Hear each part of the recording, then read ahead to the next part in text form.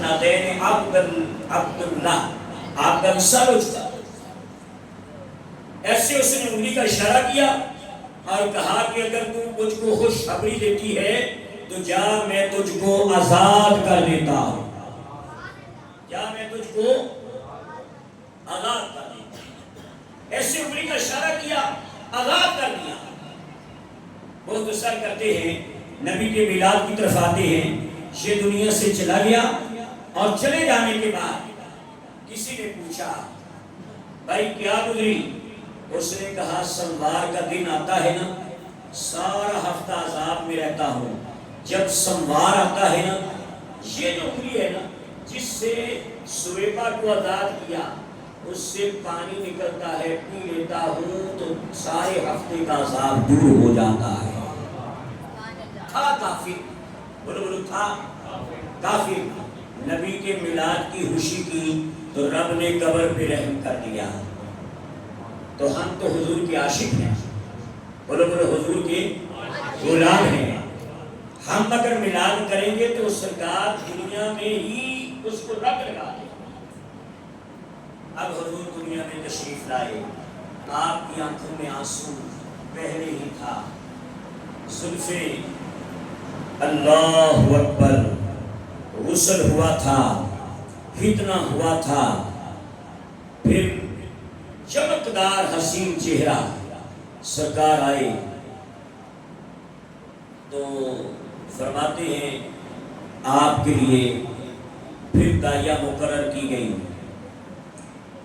حضرت عبدالمطلب فرماتے ہیں کہ میں کعبے کا طواف کر رہا تھا، ایک بوڑھی سی بی بی آ گئی، کہنے لگی حضور آپ مجھے کچھ بچہ دے دیں، دعا کریں۔ آپ نے فرمایا تیرا نام کیا ہے؟ کہنے لگی میرا نام ہے سعدیہ۔ کہا کہ تو کس قبیلے سے ہے؟ فرمایا بنو سعد سے۔ فرمایا تیرا نام بھی اچھا ہے، تیرا قبیلہ بھی اچھا ہے، تجھ کو ایک بچہ ایسا نہ دے دیں؟ سبحان اللہ۔ کہا کہ حضور میں آئی تھی نا، بڑی غریب ہوں، میری سواری بھی بڑی غریب ہے، جب میرے ساتھ دوسری دائیاں آئیں تو وہ ساری بچیاں بچے لے کر چلی گئیں، میں یہاں پہ ہوں، غریب ہوں، مجھے کوئی بچہ ملا نہیں۔ فرمایا اچھا جاؤ پھر اس طرح کرو، میرا ایک بیٹا ہے عبداللہ جو فوت ہو چکا ہے، اس کے گھر میں بیٹا پیدا ہوا ہے، جاؤ اس کو لے جاؤ۔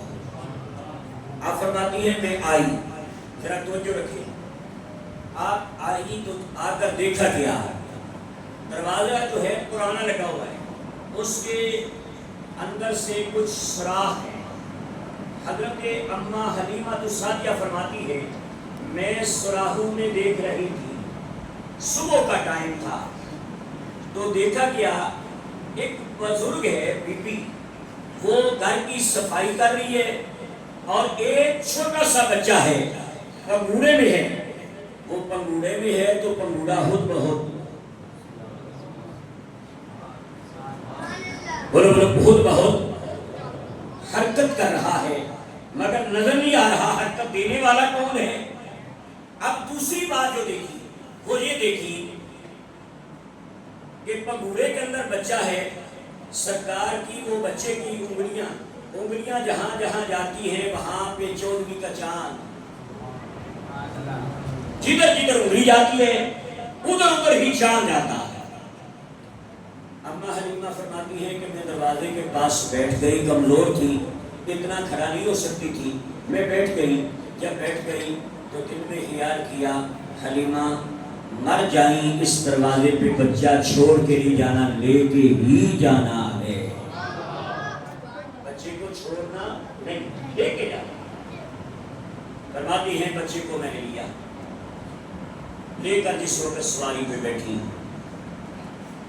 حامد بھی ساتھ تھا، جب وہ پہلے کافی دن پہلے بچے لے کے اپنے اپنے گاؤں میں جا رہی تھی تو میری سواری میں جان آ گئی۔ ایک بستی آئی، جیسے کہ میری سواری کہہ رہی ہے کہ مجھ میں دودھ ہے، وہ دودھ استعمال کر لیا جائے، دو لیا جائے۔ جس وقت آپ فرماتی ہے میرے پاس برتن تو تھا ہی نہیں کہ جو میں برتن ساتھ لے کے آتی، کمزور تھی، دودھ ہے ہی نہیں تھا، میرا جو دوسرا بچہ تھا وہ بھی بھوک کی وجہ سے نگاہ رہتا تھا، میں بھی پریشان تھی، میں بھی بھوکی رہتی تھی، بچہ بھی بھوک کی وجہ سے روتا رہتا تھا۔ آپ فرماتی ہے کہ جس وقت بچے کو لے کر میں نیچے اتری تو دیکھا گیا کہ ڈاچنی کے نیچے اس قدر دودھ ہے کہ میں بستی والوں کے گھر دروازہ کو دستک دی، مجھے اپنا برتن دو۔ ان نے برتن دیے، ایک بھی دیا، دوسرا بھی دیا، بلکہ فرماتی ہیں میں نے اس صحابی کے سارے گھروں کے برتن بھر دیے، دودھ ابھی بھی باقی تھا۔ یہ شان تھی حضور کی، یہ شان تھی، بولو حضور کی، حضور کے آنے کی خوشیاں تھی۔ مختصر ٹائم بہت تھوڑا ہے، 10 سے پہلے دعا سلام بھی کرنا ہے۔ آپ فرماتی ہے کہ اس وقت میں لے کے گھر میں چلی گئی، گھر میں گئی تو اتنی برکتیں کیا بتاؤں، مختصر کہ میرا گھر دارالشفا بن گیا۔ دارالشفا جانتے ہیں ماشاءاللہ، رضاوت صاحب حبیب صاحب ہیں، یہ جانتے ہیں دار کا معنی ہوتا ہے گھر، شفا کا معنی ہوتا ہے شفایا، دارالشفا بن گیا۔ اس قدر ہجوم، اس قدر لوگ جمع ہو جاتے تھے۔ آپ فرماتی ہے کہ میں نے مردوں کی ایک قطار بنا دی، ایک عورتوں کی قطار بنا دی، لوگ آتے اور سرکار کے ہاتھ کو چوم لیتے، پاؤں کو چوم لیتے، جو بھی آتا تھا رب اسے شفا عطا کر دیتا تھا۔ آتی ہے ایک شعر آپ نے پڑھا ہوگا، جس کے تلووں کا دوون ہے آب حیات، اللہ حضرت نے لکھا ہے نا، جن کے تلووں کا دوون ہے آب حیات۔ ذرا اس فکرے کو سامنے رکھیں۔ اماں حلیمہ فرماتی ہیں اس قدر ہجوم ہو گیا کہ میں نے دروازے کے سامنے نا ایک چھوٹا سا نا حوض بنا دیا، پانی کا حوض بنا دیا۔ رات کو چپکے سے جاتی اور جا کر حوض پانی کا بھر دیتی اور بھر کر واپس آ جاتی، پھر اپنے نبی کریم صلی اللہ علیہ وسلم کو لے کر جاتی، سرکار کے دونوں پاؤں اس حوض میں رکھ کر تھوڑا سا مل کے دھو لیتی، واپس آ جاتی۔ جو میرے دروازے تک نہیں نہ جاتا تھا وہ اس حوض کا پانی پی لیتا، رب سے بھی شفا عطا فرماتی ہے۔ ایک دن ایسا ہوا، میرے گھر کے سامنے کوئی بی بی رو رہی ہے، میں دوڑتی ہوئی گئی، میں نے پوچھا بی بی میرے گھر میں تو جو کتا آتا ہے وہ ہنس کے جاتا ہے، تو کیوں رو رہی ہے؟ اس نے کہا کہ بی بی میرے مقدر جو ہے وہ ساتھ نہیں دے سکے، میں بڑی دوڑ کے آئی ہوں، مگر میرے آنے سے پہلے میرا چھوٹا سا بچہ ہے وہ فوت ہو چکا ہے، اب میں کیا کروں، اندر جاؤں باہر جاؤں کیا کروں، بچہ تو فوت ہو گیا ہے۔ فرمایا پریشان ہونے کی کیا بات ہے، آپ کیوں پریشان ہیں؟ فرمایا بچہ جس کے لیے آئی ہوں وہ بچہ فوت ہو گیا ہے۔ فرمایا کوئی بات نہیں۔ اماں حلیمہ فرماتی ہے میں نے اپنے ہاتھ سے نا میں نے اپنے ہاتھ سے باہر کی حوضی کا پانی لے کر اس کے تھوڑے سے منہ کے ساتھ لگایا، لگانے کی دیر تھی تو وہ بچہ زندہ ہو گیا۔ جن کے تلووں کا دوون ہے آب حیات، ہے وہ جانے مسیحا ہمارا۔ اب میرے بھائی حضور صلی اللہ علیہ وسلم، آپ جس وقت اماں حلیمہ کے بعد بڑے واقعات ہیں، بہت بڑے واقعات ہیں۔ ایک اور واقعہ یہاں پہ سنیے، ایمان کو تازہ کریں۔ اماں حلیمہ کے ہاں بڑے واقعات ہوئے، ایک اور واقعہ سنیے، ایمان کو تازہ کریں۔ ایک دفعہ ایسا ہوا کہ سرکار نے فرمایا اماں میں آج بکریاں آپ کی خود جا کے چرا کے آتا ہوں۔ ماں نے کہا بیٹا نہیں ایسا نہ کرو، آپ ایک امانت ہو، میرے گھر کی رونق ہو، میرے دل کا سکون ہو، اور آپ باہر نہ جائیں۔ فرماتے ہیں کہ میں باہر گیا تو دوسرے دن مجھے اماں نے نہ جانے دیا، میرا دوسرا بھائی چلا گیا وہاں پہ بکریاں چرا کر لینے سے پہلے آ کر دوڑتا ہوا کہنے لگا امی آج عجیب سا ڈرامہ ہوا۔ سرکار گھر میں تھے، سرکار گھر میں تھے، کہنے لگا امی عجیب سا ڈرامہ ہوا، آج ہماری بکری کو شیر اٹھا کے لے گیا. سرکار تھے جلال میں آ گئے. 2 سال کا بچہ، چھوٹا سا بچہ کتنی عمر کا ہوتا ہے، کتنا ہوتا ہے؟ سرکار تھی نا. یہاں پہ رحمت للعالمین کا جب لفظ ہے نا وما ارسلناک الا رحمت للعالمین، وہاں پہ یہ نہیں فرمایا گا کس عمر میں رحمت، نہیں، سراپا رحمت، شروع سے رحمت، جہاں تک قیامت تک رحمت. آپ فرمانے لگے اٹھے اور اٹھ کر کے جوش میں آئے اور کہنے لگے کون کس شیر کی جرت پڑی میری اماں کی بکریاں اٹھانے کی؟ آؤ میں جنگل میں جاتا ہوں. آپ دوڑتے ہوئے جنگل میں گئے، جا کے للکار کر کہنے لگے او شیرو درندو، کس کی جرت پڑی میری اماں کی بکری اٹھانے کی؟ کون ہے وہ شیر؟ ایک شیر بھی آیا، دوسرا شیر بھی آیا، تیسرا شیر بھی آیا. کہنے لگے اماں، اپنے انداز میں کہنے لگے، درندے کہنے لگے اماں ہماری کیا ضرورت ہے تیری بکریاں اٹھانے کی؟ کل سرکار آئے تھے، آج پھر ہم نے زیارت کرنی تھی. نہیں آپ سمجھے گی میری بات کو، نہیں سمجھے گی. ہم نے تو یہ بہانہ اٹھایا ہے، تیری بکری اٹھانے کی ہمیں ضرورت نہیں ہے. ہم تو صرف بہانہ تلاش کیا ہے کہ بکری اٹھائیں گے، سرکار آئیں گے، ہم زیارت کر لیں.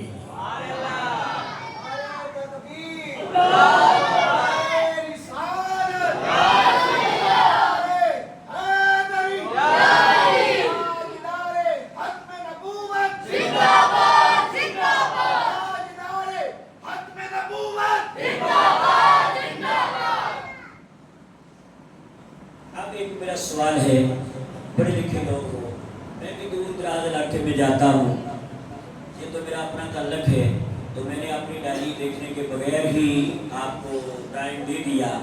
میرا اپنا گھر ہے، جس وقت جی چاہے بھائی حرم صاحب فون کرتے ہیں میں آ جاتا ہوں، اور آنا بھی ہے کہ میرے آپ بھائی ہو، جب بھی بلاؤ، کوئی فیس نہیں. بالکل آپ لنگر کا انتظام کریں، نہیں تو پانی کا کر لیں. مولوی بالکل میں اپنا اعلان کرتا ہوں، بالکل بغیر فیس کے میں جانے کے لیے تیار ہوں الحمدللہ. اب ایک اور بات ہے، میں سوال آپ سے کرتا ہوں، میرے بھائی ہو، مجھے جواب دو اس بات کا. قرآن پاک میں یہ بات نہیں ہے، حدیث میں بھی یہ بات نہیں ہے. صحاح ستہ کی جتنی کتابیں، بخاری، مسلم، ترمذی، داؤد، ابن ماجہ، کوئی بھی کتاب اٹھا لو، اس میں کوئی یہ بات نہیں جو میں کرنے لگا ہوں. اماں حلیمہ کے پیریڈ میں بڑے واقعات آئے. ایک واقعہ بڑا عجیب سا ہے. وہ کیا آیا؟ فرماتی ہیں مجھے سمجھ نہیں آئی، میرے گھر کے دروازے کو صبح دستک ہوتی ہے، میں دروازے کو کھولتی ہوں. جب کھولتی ہوں نا تو دیکھتی ہوں چھوٹے چھوٹے بچے، چھوٹے جی بچوں سے رونق ہوتی ہے نا. بعض ہمارے لوگ بچوں کو پکڑ کر مسجدوں سے باہر نکال دیتے ہیں. یہ مسجدوں کی بھی رونق ہے، گھروں کی بھی رونق ہے. بچوں کو آپ ساتھ رکھیں گے تو بچے جو ہیں کل سے نظام سنبھالیں، بچوں سے رونق بنتی ہے. کہتی ہیں اماں حلیمہ فرماتی ہیں کہ صبح میرے دروازے کو دستک ہوتی ہے، میں دروازے کو کھولتی ہوں، بچے ہیں اور ان کے ہاتھ میں چھوٹے چھوٹے چھنے پانی کے ہیں، چھنے پانی کے ہیں، اور وہ پانی کے چھنے لے کر میرے گھر میں آتے ہیں. میں ابھی دروازہ ذرا توجہ میں بڑے احسن طریقے سے آپ کو سمجھا رہا ہوں. آپ فرماتی ہیں میں ابھی دروازہ کھول رہی ہوتی ہوں، وہ بچے دوڑ کر حضور کے پاس پہنچ اور وہ چھنے پانی کے کیا کرتے ہیں؟ ذرا توجہ حضور کا ایک بازو پکڑ کر بچہ ایک چھنے میں، دوسرا پکڑتا ہے دوسرا ہاتھ دوسرے چھنے میں، تیسرا پکڑتا ہے حضور کا پاؤں، تلیاں مبارک تیسرے چھنے میں، چوتھی جو ہے وہ چوتھا پاؤں پکڑ کر حضور کا اپنے چھنے میں. میں دیکھتی رہتی ہوں یہ بچے کیا کر رہے ہیں. آپ کو چلنے میں حضور کا دستے مبارک پاؤں مبارک پھیر کر گھر میں جاتے ہیں، تھوڑا سا پیتے ہیں، تھوڑا سا مل لیتے ہیں۔ سمجھ آ رہی میری بات کی؟ آج کل تو بڑا عجیب سا ڈرامہ ہے نا۔ ابھی بھی میں گجرات میں نکاح کی محفل اٹینڈ کر کے آیا، نکاح پڑھا کے آیا۔ بچی بھائی بلاؤ نکاح پڑھائیں۔ بھائی ابھی تو بیوٹی پارلر میں، کیوں بھائی کیا معاملہ ہے؟ ٹائم دیا ہے، انہیں نماز پڑھنی ہے۔ نہیں بھائی بچی بیوٹی پارلر میں گئی ہے، آپ انتظار کریں۔ گجرات لالا موسیٰ جھیلم بیوٹی پارلر۔ آپ صحابہ سے پوچھو کہ چہرے کا حسن کریموں سے نہیں آتا، حضور کی محبت سے آتا ہے۔